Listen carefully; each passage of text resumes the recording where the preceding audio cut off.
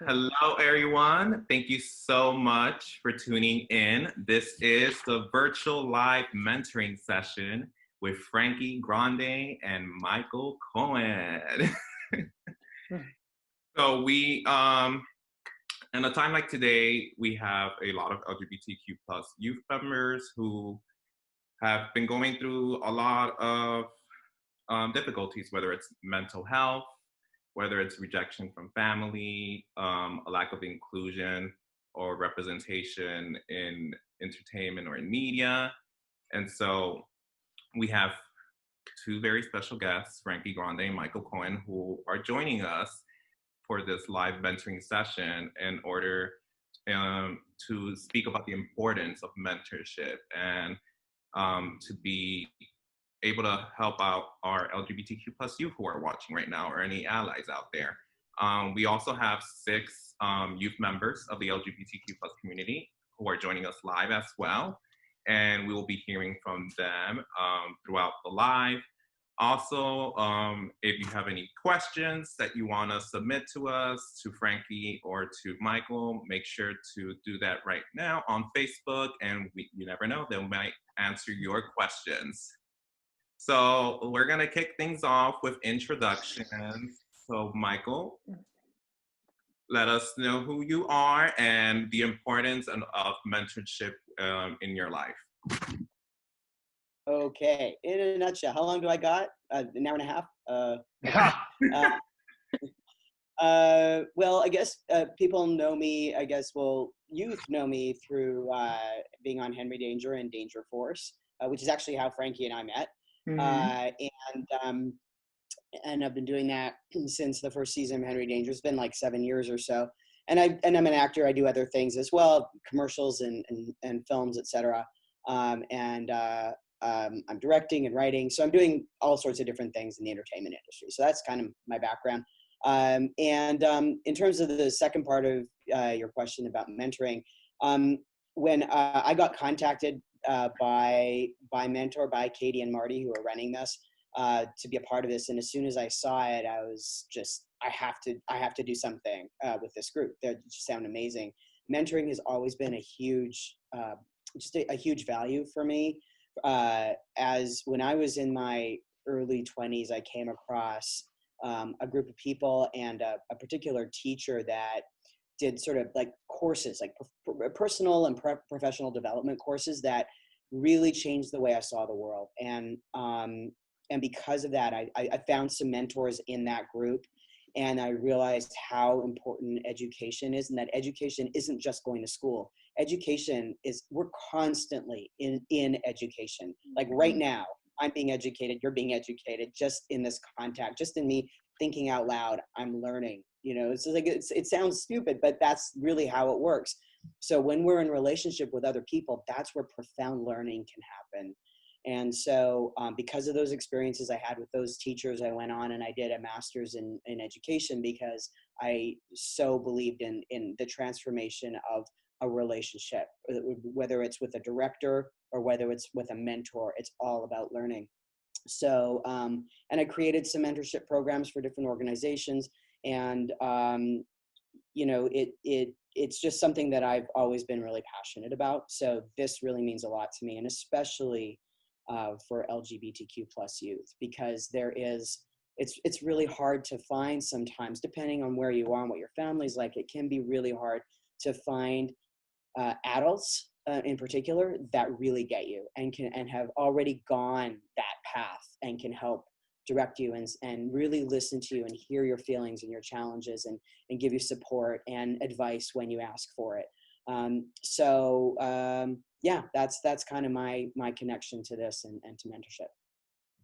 Amazing. Frankie? What's up, everybody? It's me, Frankie J. Grande. How y'all doing today? I'm so happy to be joining you guys. And to all you mentees, thanks for being here. You guys are awesome. So let's see, what do I do? Well, let's see. We'll go back to the beginning. I was born in New York, New York. No, we can fast forward.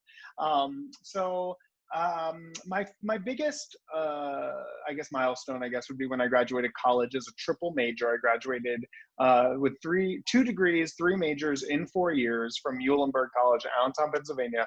Biology, theater, dance, triple major, because I am an underachiever, and that is 100% not true. I am a crazy, like, overachiever, crazy. But that's where my family, my mother and my grandfather were the biggest mentors to me growing up. And then once I got to college, my teachers and my professors literally became my best friends. You can ask everybody that I went to school with. They will be like, yeah, Frankie didn't hang out with us. He hung out with in teachers, in extracurricular activities, and late at night in the rehearsal studios, with my professors. Like, they truly did take up the mantle as my mentors until I got to Broadway, and then I got a whole new slew of mentors when I got there, because I really didn't know what I was doing. I graduated from college, and then all of a sudden I was in Mamma Mia on Broadway, and I was thrust into that life very, very quickly. The big, bright lights of Broadway and the insanity that it means to be part of the Broadway community. We are crazy people. I can tell you that from personal experience.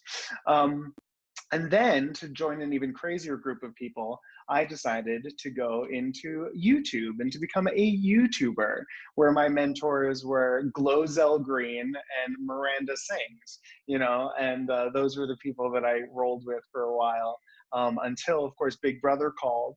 And then I was on Big Brother, the reality television competition, where I did well enough to have gotten a lot of fame. It gave me a lot of notoriety and recognizability in the world. And then I basically went from there to back to Broadway, where I played my first lead on Broadway. And then from there to Nickelodeon, where Michael and I met on Henry Danger, on the set of Henry Danger. And now today, somewhere along the way, I've always been a huge activist, and service has always been a huge part of my life. So charity and giving back to the community has always been one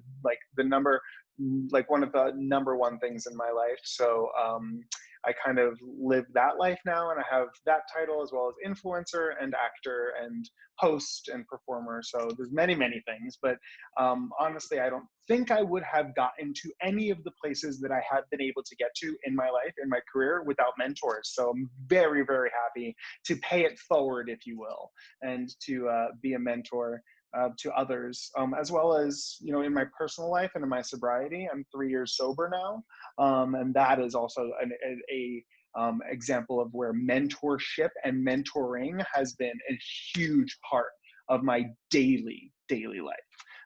That's me in a nutshell. Woohoo! Shine bright. Love it.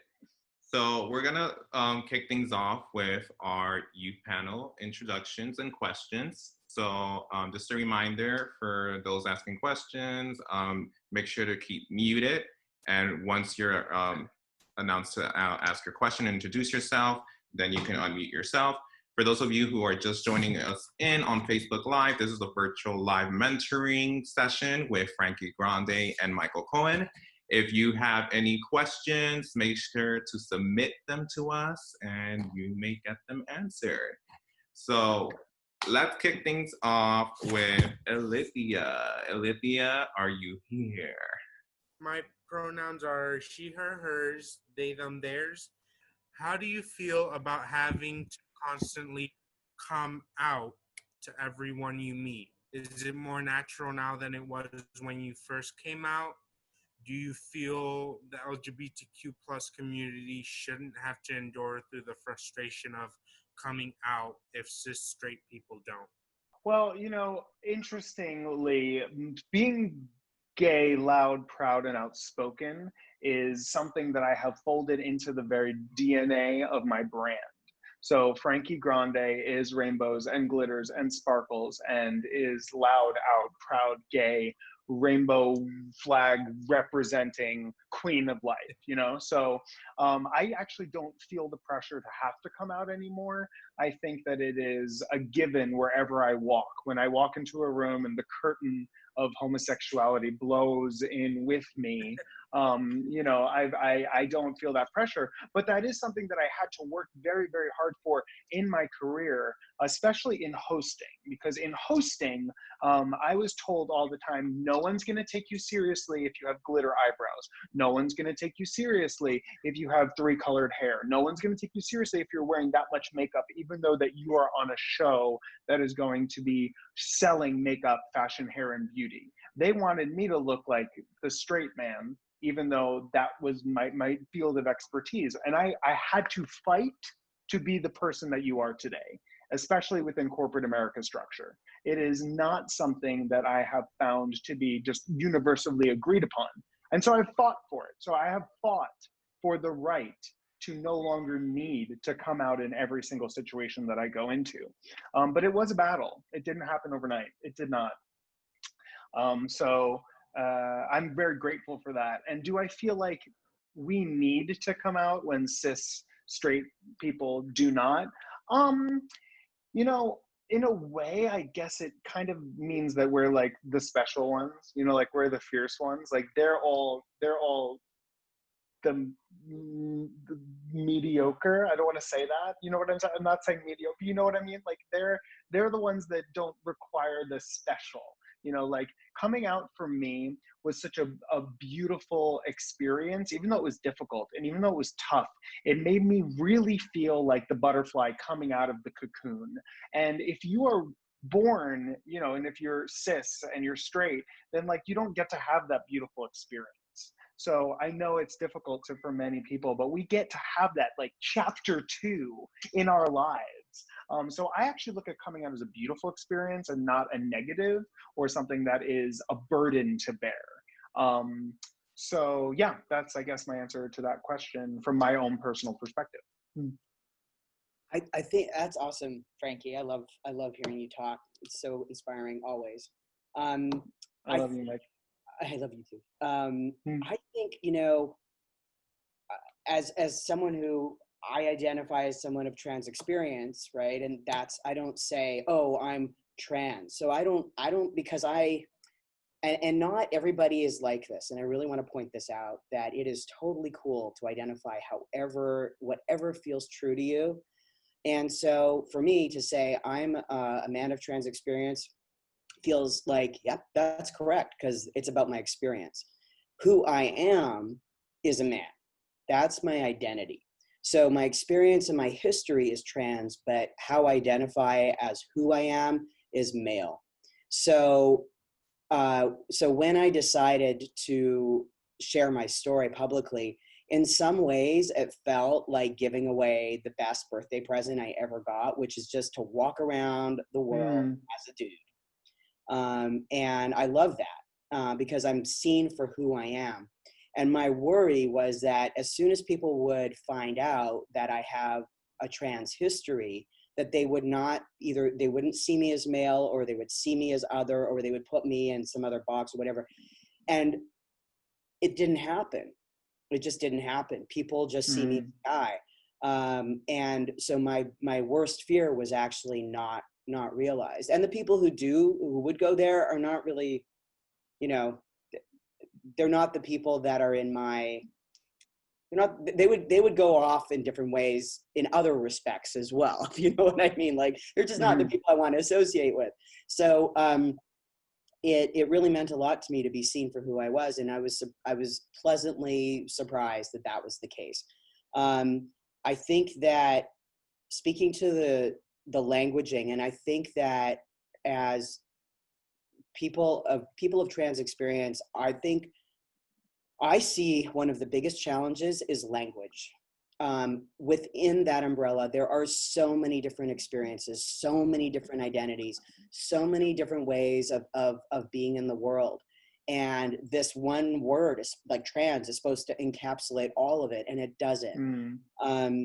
Also, when we say trans and cis, it's like saying, you know, it's like the other labels that we have in the world, Republican or Democrat, which is very loaded right now. But, you know, there's other kinds of this binary of existence, you know, is, and we kind of criticize the binary of gender, but only to the extent that the people who are non-binary don't get acknowledged, right? And it's really important to acknowledge people who don't identify as in the binary. And there are people who do identify in the binary. I do, other people do, and that's valid as well. So when we look at cis and trans and we use that languaging, and that is what the languaging that we have, it creates for me a feeling of we're different, we're separate, we're two different camps. And I'm more interested in where are the similarities that we can bridge? Where is the way that we can understand each other? Someone who is not born into a trans body will never understand what that's like. They just won't. And that's okay.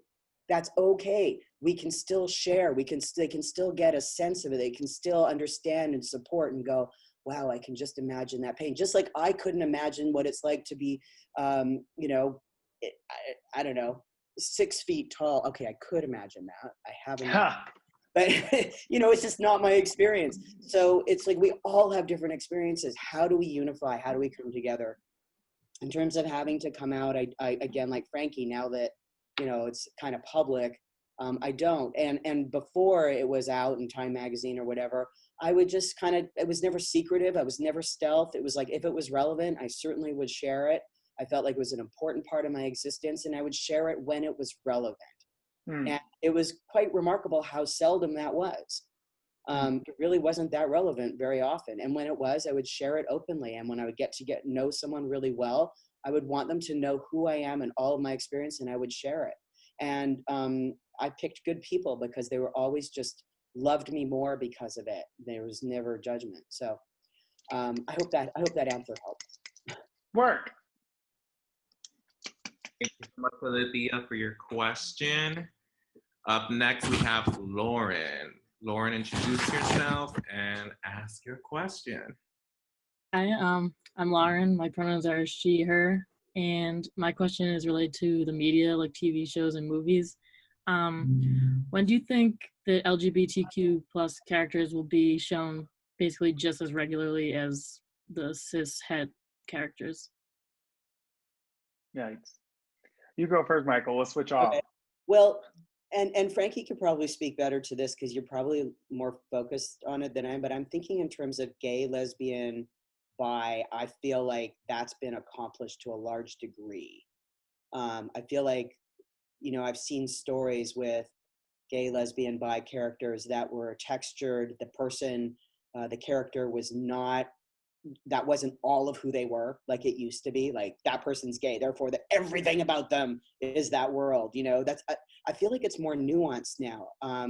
But you know, you guys like correct me if you feel differently, but that's my experience. In the trans character world, that's a whole other story. All of a sudden, it becomes all about their transness. You know, Pose is breaking ground that way, and I think we're a ways off with the trans narrative. But you know, I'm working on it. My goal is to get actors who are of trans experience playing more non-trans roles, because the more they do that, the more they're going to have contact with showrunners, et cetera, and they're going to see, oh wait, I got to get these storylines right. I think that there's more demand that trans narrative is in different stories, but I don't feel like they've quite gotten it right yet. It needs to be like what you're saying, like just as nuanced as the heterosexual cis characters, and that's not there. And it's going to take having people in the room who are of trans experience who can say, wait, you know, let's not focus on this element of it. It is not all about surgeries and feeling like I've been wronged by the world and I'm at war with my body all the time and all this stuff. It does inform your experience, but not in the ways that it's been written. So I'd like to see that. So in summary, I feel like we're getting there. I don't think it's as far off as we thought. Like 2 years ago, I had an idea for a series, and it was, you know, it was a trans character, and I'm like, oh God, that they'll never go for that. That's just, they're going to think it's too weird right now. Look how far we've come in 2 years. Totally see that happening now. So yeah, I think we're going to be there. I think in 5 years, I mean, it depends on how long COVID lasts, Right. you know, but you know, I think we're going to get there. And I don't think it's going to be that long, 5, 10 years. By the time, you know, you're all out of college and you're out there and you're going to be writing your shows and doing stuff. Hey, no pressure. I think we'll see a big change. Yeah, so where I think Michael is correct is in the TV world. I think TV is doing a very, very good job of having gay characters that are represented all very, very, very often. The film world is horrifically behind. Out of the top, all of the top blockbusters, less than 1% feature LGBTQ characters. Less than 1% of the top blockbuster film and television movies that are out today, and that's a hugely problematic number, because of the rate in which LGBTQ people are consuming these films. We represent almost 50% of the people that are watching these films. Like we influence like the queer community influences culture in a way that is so unbelievably profound. However, we can't do it with films and television that have LGBTQ characters in it, because they really are not nearly as many as we want them to be. Which I feel like also plays a little bit into what Michael's saying about it not being a fully representative field for trans characters, because there really isn't enough in terms of the amount of proportion that we make up of the people that are consuming. Also, I feel the same way about the music industry.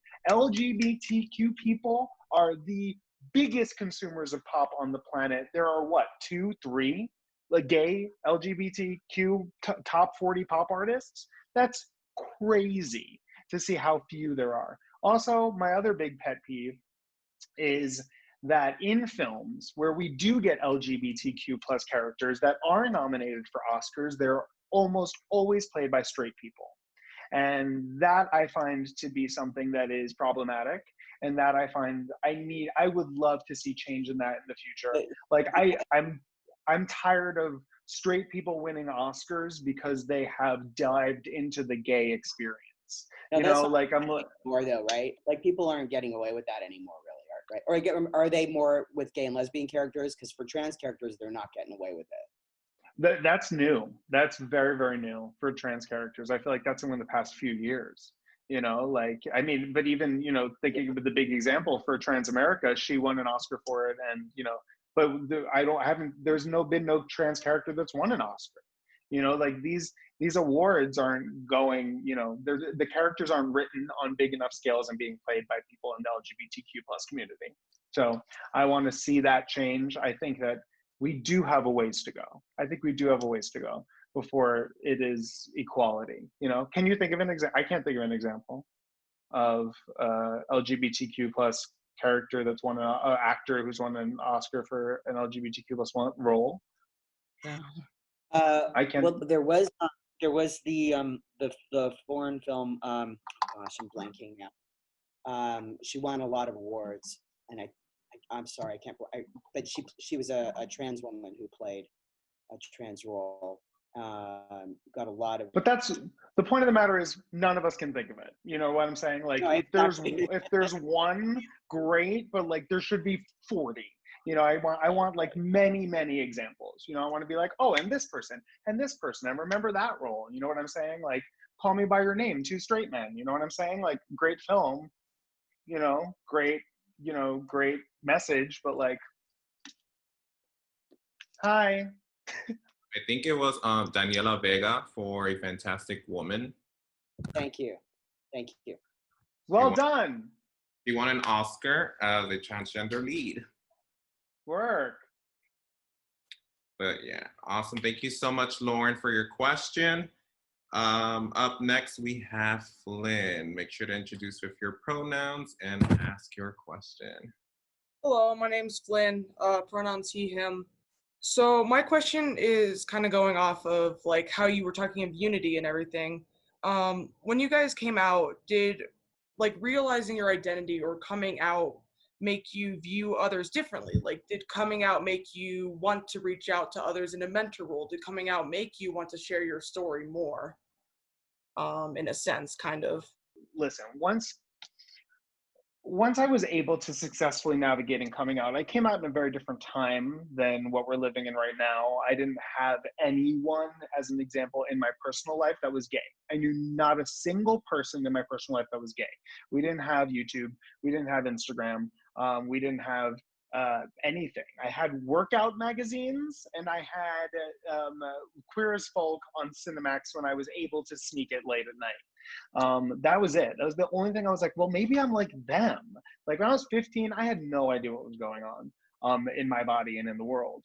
So once I successfully navigated coming out, I began to understand how valuable it would be for me to be able to share that experience with people around the world that potentially were in the same place that I was. Because I still know that I know there are places in this country, in America, where like there's not another gay person. You know, like luckily we do have a lot of, I mean, there are, but you know what I mean? Like out proud gay people.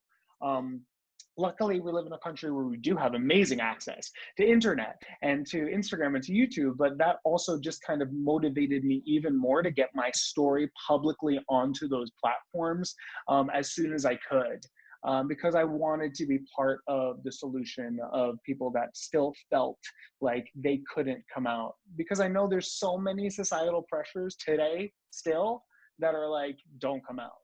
My job as an out proud gay man is to encourage people that there is a safety in coming out, that there is a community that will come out and embrace them, and that there is power in coming out.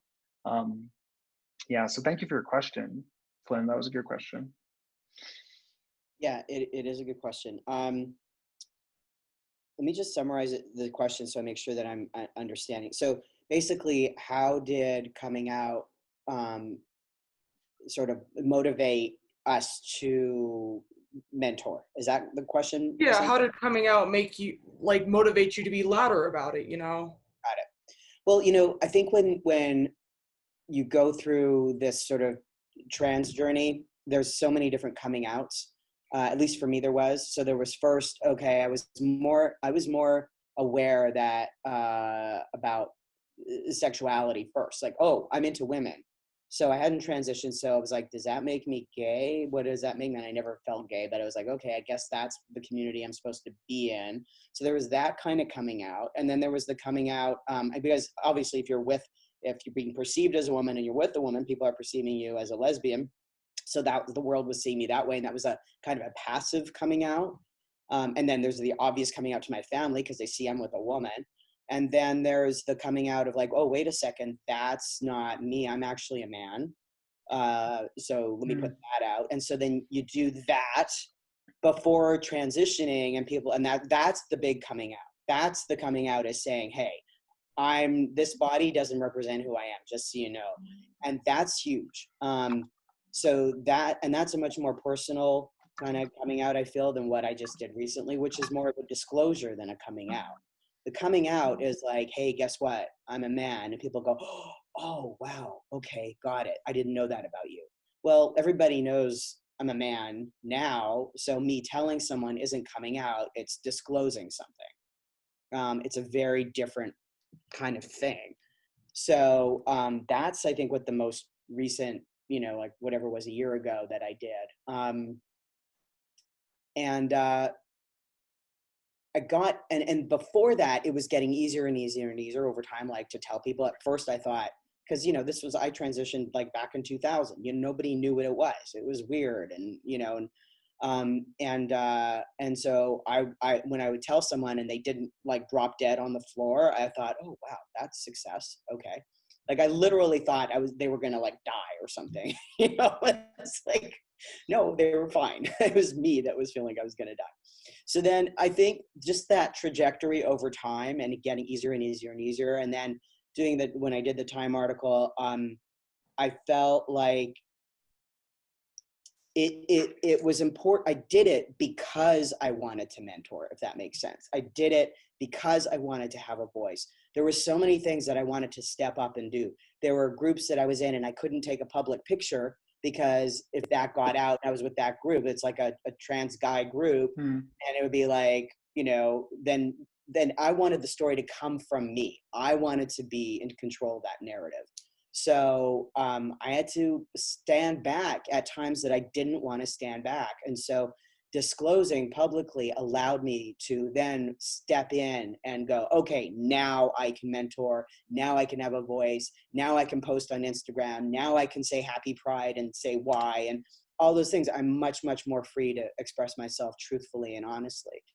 So it's I guess in a way, it's a really good question because it's an extension of coming out. This disclosure is another extension because it allows me to be that much more truthful and honest and expressive. And it's important. And that's why, like, people who live stealth, I think it can be very necessary for them economically, socially. And I think there probably are people that can do that without paying a price. I'm not one of those people. I feel like I would be paying a really high price to live stealth.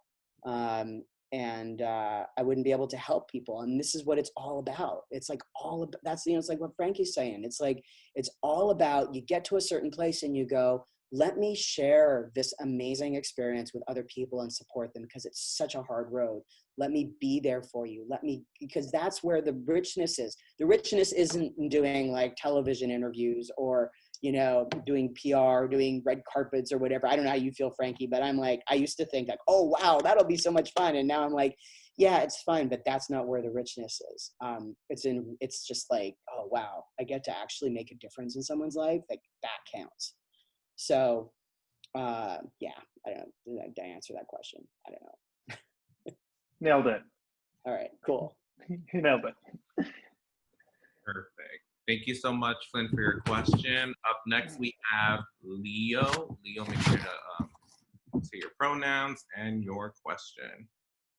Hi, everybody. My name is Leo. I use the pronouns he, him, his, or they, them, theirs. So my question is, we know the experiences of trans and LGBTQ youth are really intersectional. And we know that the experience of coming out and representation for white trans youth and white LGBTQ youth are vastly different than the experiences of trans youth of color and LGBTQ youth of color. What are you folks doing with large platforms to actively support trans youth of color? And it's such a good question because, I won't speak for Frankie, but I'm white. Same. Yeah. I think it's really important to acknowledge the privilege in that.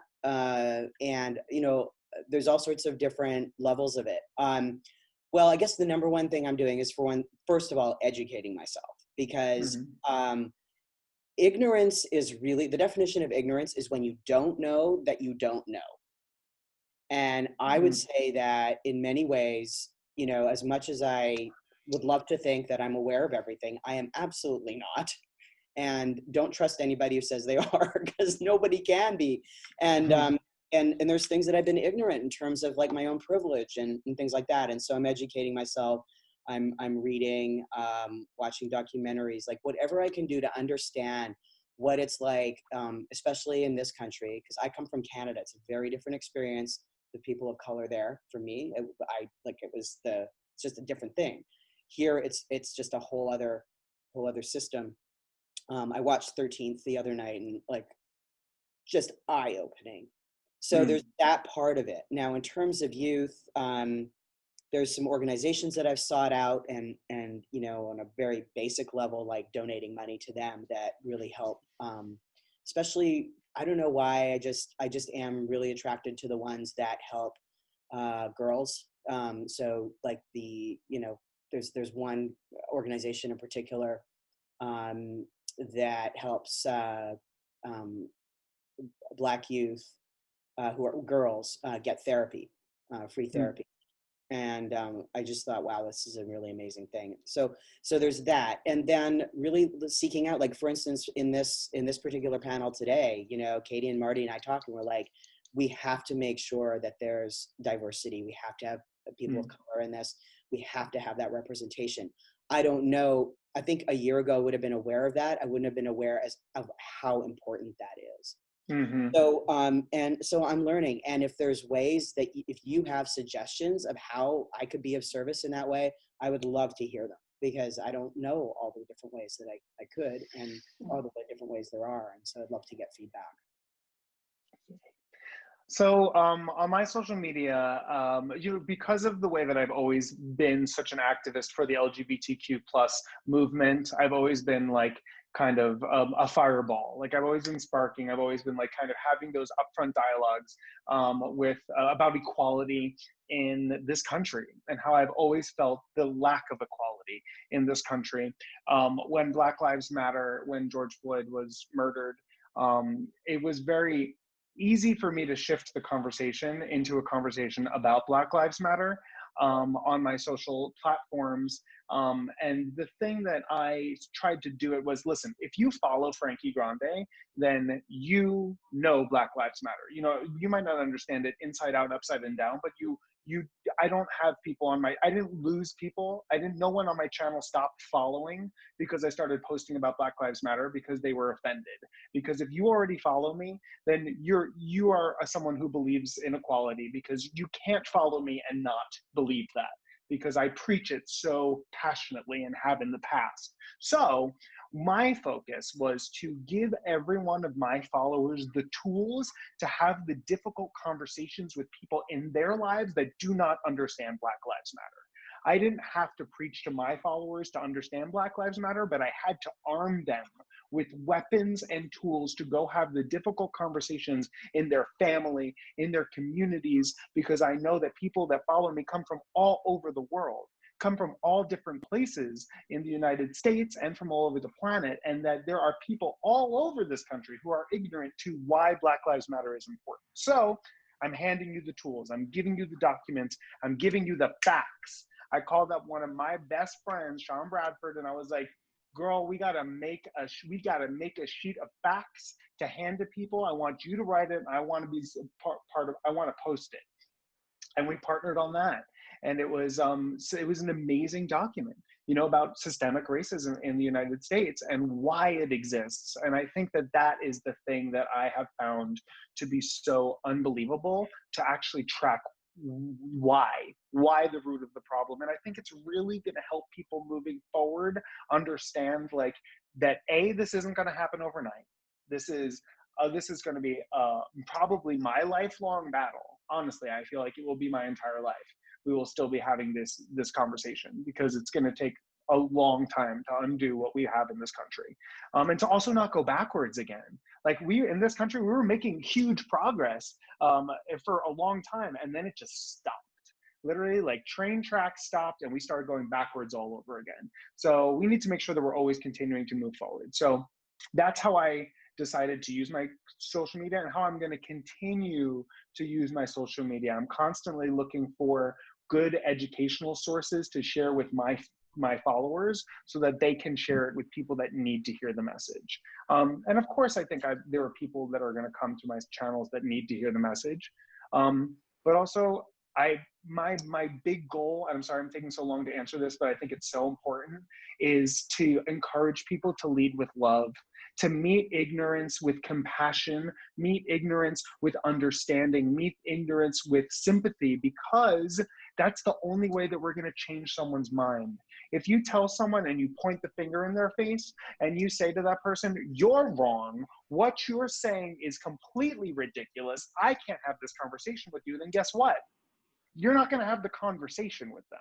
And this needs to be a dialogue, a conversation. And you have to understand that someone might not be thinking the way you are, but the only way to get them to change is through love and through compassion. So that was my other big thing that I've tried to encourage on my social media, is like, understand that people do not get this, but know that you can get them to get this if you lead with love and come from a place of, I get that you don't get this, but let me tell you why. With love. Got it. Can I just add one thing to that? That was beautiful, Frankie. When in 13th, I posted this on my Facebook page because it blew me away. So in 13th, there's a woman named Malkia Cyril, and she had this line that I just had to play it over and over again. She said, "When Black lives matter, everybody's life matters. It's not ever just about Black lives. It's about changing the way this country understands human dignity." And that isn't it. It's across the board, because it's so true. When Black lives matter, when we can finally say, I mean, it's a long road, but I know, like when we can say, yes, people are equal, right? When we can really get that, then that transfers to everybody. It's LGBTQ plus. It's everybody, that we know that this community, LGBTQ plus, has not been receiving the dignity that it should have, right? It's the way this country deals with dignity, and to look at Black Lives Matter as a huge problem with the way this country looks at dignity, it was brilliant, and it just goes back to the origins of the founding of this country. So nobody wins. When Black Lives Matter, everybody wins. Work. And it's Black Lives Matter, brown people. I mean, we're talking everybody. Beautiful. Thank you so much, Leo, for your question. For those of you who are just tuning in, this is our virtual live mentoring session with Frankie Grande and Michael Cohen. If you have any questions, make sure to submit that now. You may have them answer live. And we have 6 youth members joining us right now who are asking questions. Up next, we have Shaylina.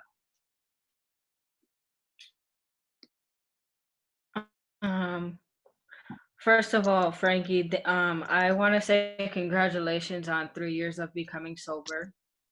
Thank you. Thank you so much. You're like, both of you guys are such an inspiration to me. I've been watching you guys since Henry Danger, and you guys just inspire me so much. And so it's an honor for me to be here. This is kind of like a 2-part question, but first, my name is Shaylina. My pronouns are she, her, hers. And my first question is, do you think, or do people look at you differently than they did when they didn't know, like, you guys were a part of the LGBTQ? Wow. Well, sorry, go ahead, Frankie. I don't know. Do you have an answer to that? Wait, I might have to think about that for a second. I mean, yeah, like so far only positively. Like if there's any change in how, I mean, people don't treat me any differently. If they see me differently, they see me differently in a positive light. Nobody is ever, you know, it's not gone like, oh, I'm not going to be in your life. That I know of. Maybe someone like, you know, unfriended me and I don't know on Facebook or something stupid like that. But in terms of the people that are in my life, no, it's just been all positive. And same, even not in my life, like the comments on my, you know, social media and that have been remarkably supportive and positive, and it seems like it's done way more good than anything negative. So yeah, no, not for me. Thank God. I feel like the way that I can answer that is to say that I think before I came out, I didn't have a strong sense of a tribe or a community. I think if you asked me what community was I a part of before I came out, I would have looked very confused at you and been like, I have absolutely no idea how to answer this question. I was a frat brother. I was part of Sigma Phi Epsilon, so maybe I would have been like, I'm a frat boy, like, but like that's it. That's all I had. But once I came out and I understood that not only was I a part of the LGBTQ plus community, but I also could be a leader or a representative of that community. I think everything that I did just kind of like carried a little bit more weight because I walked with so many brothers and sisters, like and through everything, every hardship that I did in life. I feel exactly the same way about the sober community. I thank you for starting this with a thank you about sobriety, because it's been the most incredible journey of my life. It's been like a second coming out in a very big way for me. And now having the sober community, like I feel like between these two communities that I walk shoulder to shoulder with, like I can go through anything in life. So maybe they look at me a little differently because they're like, that guy's got support. And like, I know there ain't nothing that I can do that I can never come for him. I can never come for him. Plus with my entourage, like my fans that defend me to the end of time, it's like, it's like, don't come for me because you're just gonna get, destroyed. Which is an amazing sense of support. So I think that if there's any way of it changing, it was only for the better. And it was for saying, wow, that guy comes with a lot of support wherever he goes. Yeah, that's the only way I would say. That was a really good question. It made me think. My other question was it hard being on TV and being a part of the LGBTQ community? For me, I would say the biggest thing that the biggest accomplishment that I maybe have had to date was getting to be on Big Brother and getting to show the entire country, including it's very, very heavily watched in red states in Middle America, a fully fledged, flushed out person, a homosexual person on television. Like I didn't need writers to come in and script doctor and be like, no, we want this gay character to be more fully realized. I was myself. And that showed a fully realized gay man to the entire world, a gay man that loved glitter, would diva out, but also be a fierce competitor, one of the most competitions ever on a single season of Big Brother. You're welcome. Thank you so very much.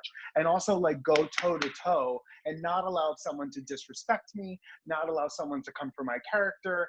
I showed a really more than just the catty queen that had been portrayed on the show in previous years, because that's how it was cast. That's how they always traditionally cast the role of the token gay person on Big Brother, because that's exactly what it is on that show. But once I did that, I had a lot more freedom moving forward on television.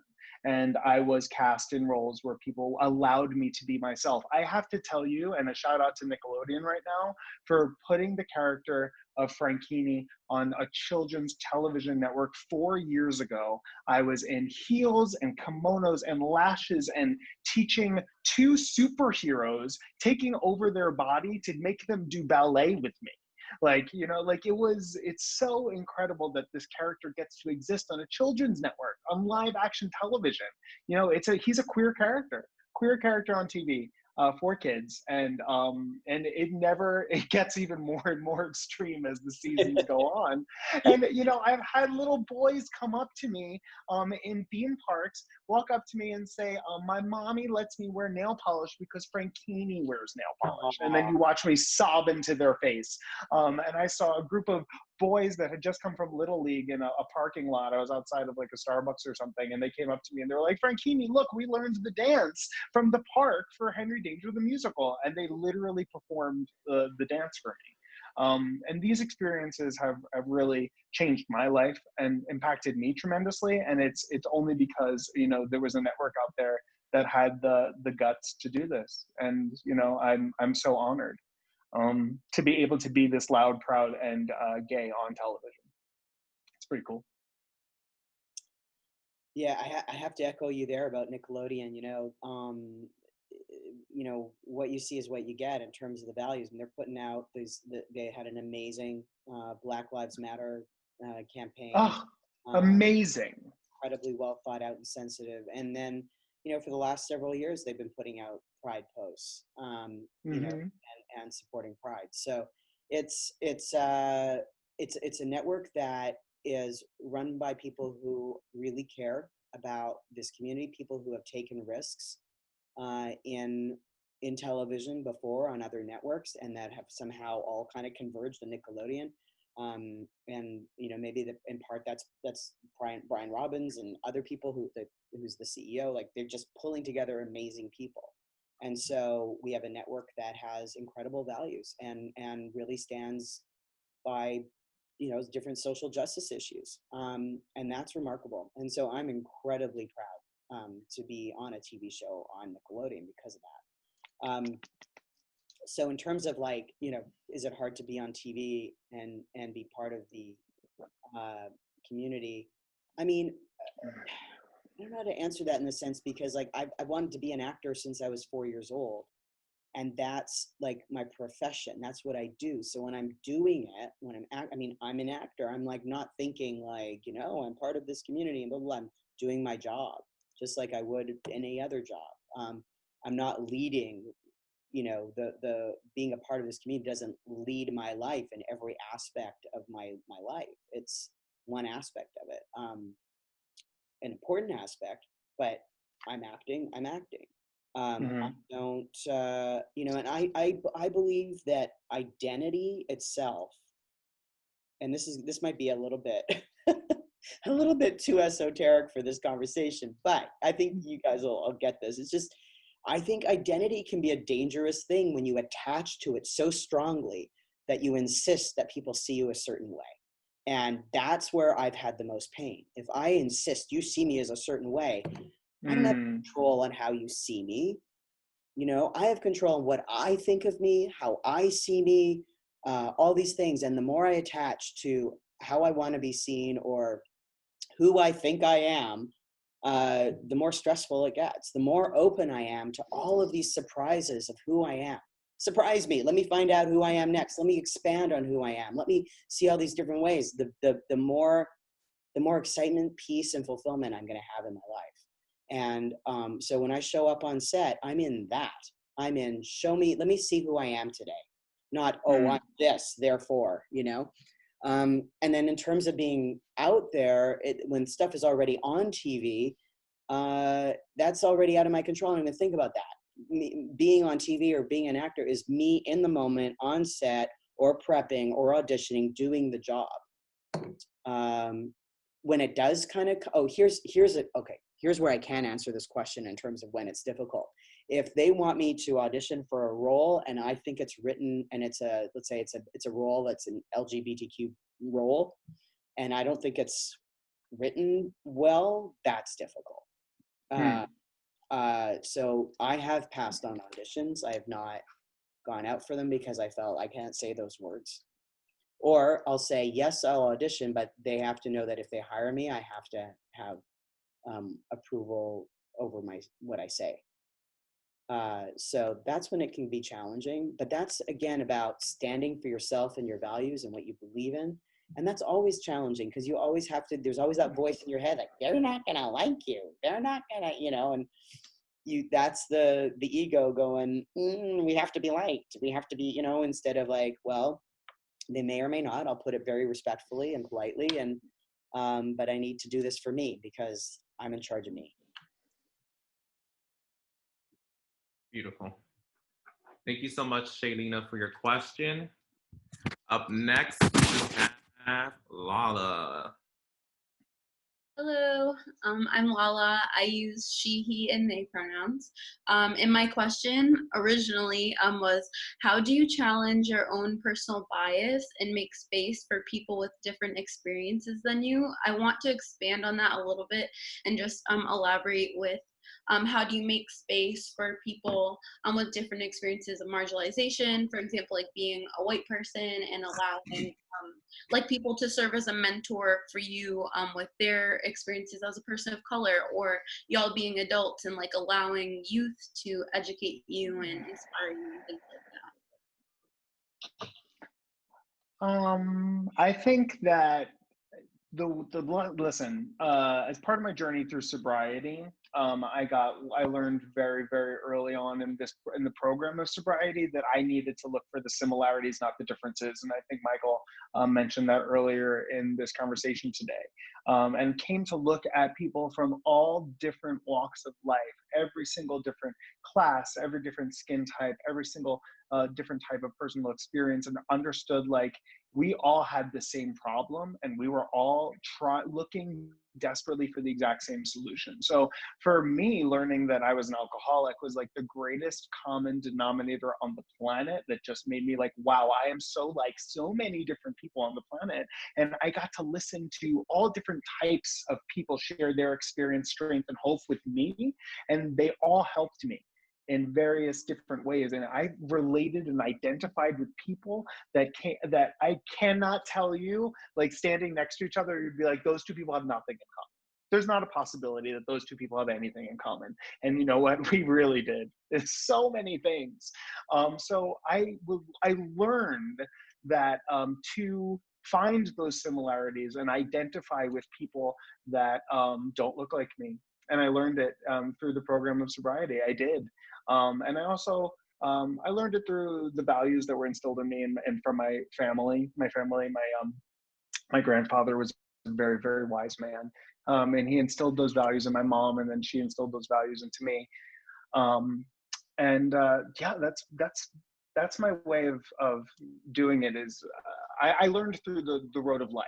Let's just put it that way. Like I learned through the road of life that's what we have to do. That's what I have to do. And I learned through my experiences that we are all similar. Like every single person has a common similarity with someone else, you know, and you can find it. All you have to do is open your eyes and listen. But I've had similar in terms of like what you're talking about, Frankie, like, you know, when I talked about those courses that I took, you know, people that I never thought I would ever have anything in common with. And then hearing, you know, being in a situation where they're vulnerable and pouring their heart out, I'm like, wow, we do have a lot in common. I used to be a lifeline counselor on the Trevor Project for about 3 years, and I would hear stories from youth, and I learned they taught me every single time I spoke with them. I learned something, and got to see how smart and just brilliant these youth were who were struggling, that were calling in. And the power of love, as Frankie has mentioned, and the power of connection just through a phone line. And so that was a hugely transformative experience for me. And so when I interact with youth, I don't see, oh, that person's younger, they know less than me. I'm more like, you know, what do we have to learn from each other? Because I think that when someone's a mentor, if I'm a mentor and I'm doing my job properly, I'm not really seeing myself as a mentor. I'm seeing myself as someone who's had more experience, but is still learning from the mentee. Like any good teacher out there sees themselves as a student, perpetual student, any good teacher. So it's the same with mentoring. So I think that helps me. And then like, I think the times where it gets challenging is if I'm talking with someone who is clearly ignorant about something and doesn't realize they're ignorant, which I have, and I'm like, how do I, you know, the most blatant example right now is when, you know, a week ago Friday, Trump revoked the healthcare discrimination rights for trans people. And like I choke up when I talk about it because it makes me so upset. And talking to people who say, well, I can see their point. I can see, you know, the point, because what about religious issues or things like that? And it triggers me into the space of like, how do I even see you as a human being right now? And that's difficult. That hurts me. It doesn't hurt them. It hurts me when I think like that. And I have to find it in myself to find the humanity in that person and in myself. Sometimes it's just as simple as seeing them as a little baby or a kid. That person used to be a little kid, and that little kid was innocent. And somewhere along the way, they learned something that they're believing in the moment. They're believing in that moment. They're believing this because they think it protects them. They're believing this because otherwise they would be hurting. And they think that believing this is going to stop their pain and stop their fear. And when I can translate it into that vulnerability, then I can soften, and then I can feel better in myself, and I can actually be present with that person. It is work. It is work. And I do things like meditation. I do the work of Byron Katie. I do all sorts of things that help me deal with my own thoughts in my mind, because ultimately that's all it is. It's my projection on someone else. That's, you know, so I feel like the better I am at that, the more I can actually be of help. It's a great question, because there's always going to be differences, and people are always going to have triggers. I'm going to have triggers. You're going to have triggers. We're going to have things that really scare us and make us mad and make us hate. Awesome. Thank you so much, Lala, for your question. So now we're gonna take in questions from our viewers. Here's one. I'm bi and my parents are against the LGBTQ plus community. How do I deal with this and tell them? Michael, do you want to go? Sure.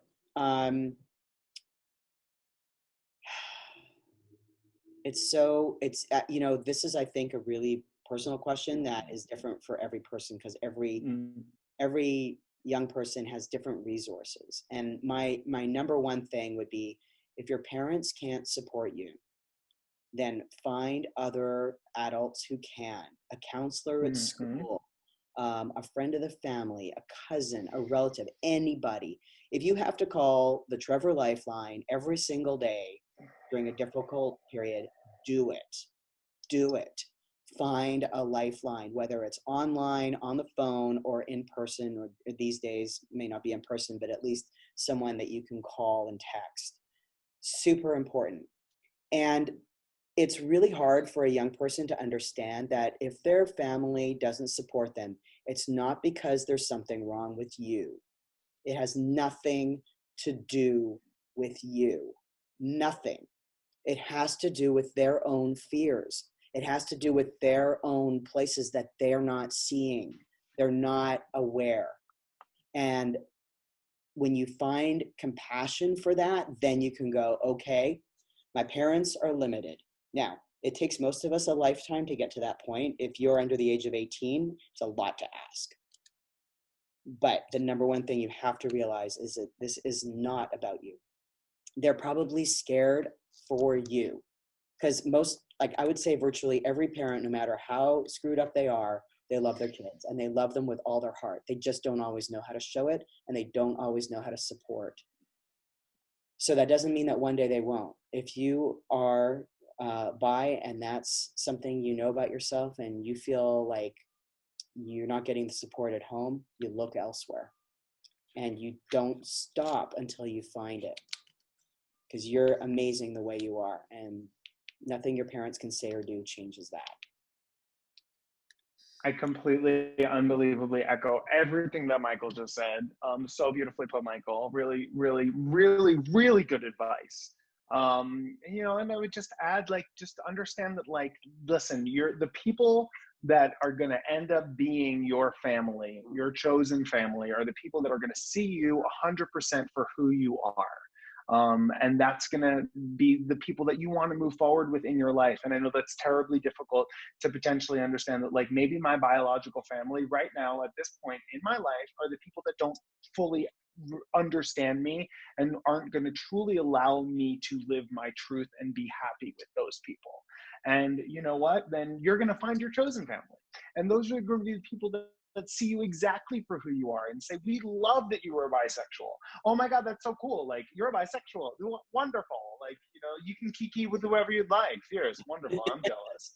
And honestly, I am. I'm like, oh, good for you. Wow. Sounds like a fun Tuesday night. But, that's awesome. Yeah, seriously. Wow, good for you. Wow, you're attracted to everything. Wonderful. So you'll find your chosen family and it'll be okay. And then maybe your family will come back around one day. There's no linear process with this. There's no end all. There is no black and white. It is not okay, this is never going to get better. So just be patient, follow all of Michael's advice. And know that ultimately you're going to get a chance to live your truth, and everyone in your life is going to be the people that love you for your truth. And that's going to be a really wonderful, powerful thing. And you'll get there. You absolutely will get there. Awesome. And now we're going to end things with one final question. This one goes, what do you think you can learn from us queer and trans youth? Or what would you want to learn? Wow. I see so much amazing potential in you guys and in this next generation. You guys are going to be the ones that gonna grow up in a world where everything is so much more accepting and so much more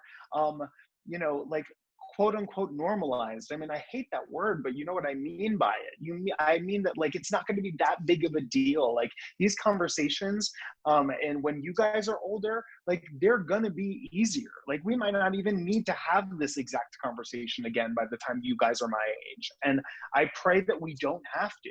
And I think it's so wonderful to see that there are young people coming out so young in the world, and there are middle schools where people like, there's like pride in middle school. Like, are you crazy? Like, I couldn't even fathom that. I couldn't even believe that's a world that we're currently living in. And you know what? It honestly, it sucks being an adult right now. It really does. It sucks being an adult because I am dealing with people, my peers are not as open-minded as your guys' generation. So I truly think that you guys are going to be able to change the world. I think that you guys are going to, when you guys grow up to be the leaders, my God, you're going to have such an amazing, amazing sense of acceptance and an amazing sense of self that you can teach the people below you. And I think you guys are going to be able to solve all the problems in this world. Just keep going, keep inspiring other people to live their lives, live their truths, and to accept other people who have chosen that path. That's the big thing that I try to do every single day in my life. I think you guys are poised to be way better at it than I am. And you guys are poised to do a much better job because you guys are the future. And I truly believe that you guys will absolutely change everything. And what I feel like I could learn from you, I'm always learning and I'm always listening. And I think that you guys can teach me how to accept everyone just like immediately. You know, I think that that's the beautiful thing. I think that I'm still learning at a very fast rate, and that's great. But I think I would love to just like be born with the level of acceptance that your generation has. I mean, as instantaneously as you guys have it. And just make things like, meh. I remember when I came out to my sister and she was like, okay, cool. I was like, that's it? Like, that's it? Like, just okay, cool? She was like, yeah, what's his name? You have a boyfriend? I was like, yeah, what? I was like, yeah, of course, what? Oh my God. You know, like that. I want that. And I think I can learn that from you guys even more. So thank you. And thank you for having me. And thank you. I hope you guys got something out of this today. And you can always come hit me up on my socials and come around and we can continue this conversation later because I'm always here for you guys. I was just hitting up Harold saying, can't we take more viewer questions? I want to answer more viewer questions. Same. These are good questions. Yeah, that's exactly what came to mind, Frankie, for me was, you know, it's funny. I mean, here's a story that kind of encapsulates it. So I was dating a woman for a couple of years and she had 2 teenage sons. And she's like, of course she knew that I had transitioned but her boys didn't. And when she finally told them, it was like, there was like no reaction. It was like, oh, all right, that's cool. And I'm like, wait, what?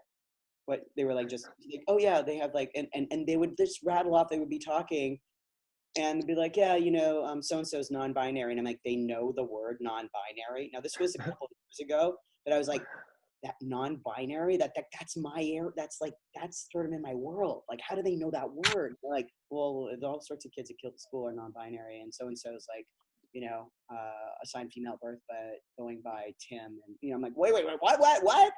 Yeah. And it was just so eye-opening to me. And so I grew up in a completely different generation, completely. Like, no one was gay, no one was lesbian, no one was bi. There were people on TV that you thought, oh, well, they're different, but they're still within these relationships in TV with the opposite sex. So, like, it was such a different world. And to grow up with that kind of normalcy where you can be who you are, and it's just like, yeah, so what? I mean, it's almost like frustratingly anticlimactic. It was like, it's sort of like, wait a second, it shouldn't be a big deal, but it should be a big deal, but it's not a big deal, but it shouldn't be a big deal. Why is it a big deal? It's very confusing for people like me. It's like, you know, who like fought, you know, it's like, you kind of like, you charge out there and then it's like, wah, wah. So, which is good, which is what we want. It's great, yeah, but then you're kind of going like, what was I afraid of? Why did it Mhm. take so long? Why was there so much angst? You know, if it's okay.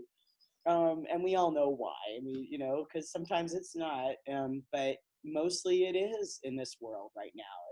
I mean, for when you're in the right circles, you know, when you're in the circles that's educated, and they're just like, yeah, okay. So, Cool. and I acknowledge that there are places where that's not the case, and it's harder for those people, but at least the world knows what LGBTQ plus means. People know what that means now all over the world. When I was a kid, that was not, nobody knew what that was. That was not even spoken about. So I want to, so that's what I feel like I wish I had and can learn from and see how that informs the youth of today as they become adults and work in the world and get into policy and government and making films and TV or doing your taxes, like everywhere. It's gonna affect every aspect of our lives. That kind of openness. Yay! Alrighty, for our viewers, our LGBTQ plus youth, I hope that you guys are gonna leave inspired and know that there are resources out there. And I hope that you guys are inspired by the words of Michael and Frankie. Thank you so much for our LGBTQ plus youth who joined us today. And if you guys want to know more about mentoring, go ahead and go to mentoring.org. There is a bunch of resources in order to find a mentor. And for those who want to become a mentor, there's also resources for that as well. And happy Pride Month. And thank you so much for joining us today. And thank you, Harold, for Yay! Thank you, Harold. And thank you all of you for your wonderful, wonderful questions. You guys are incredible. Thank you.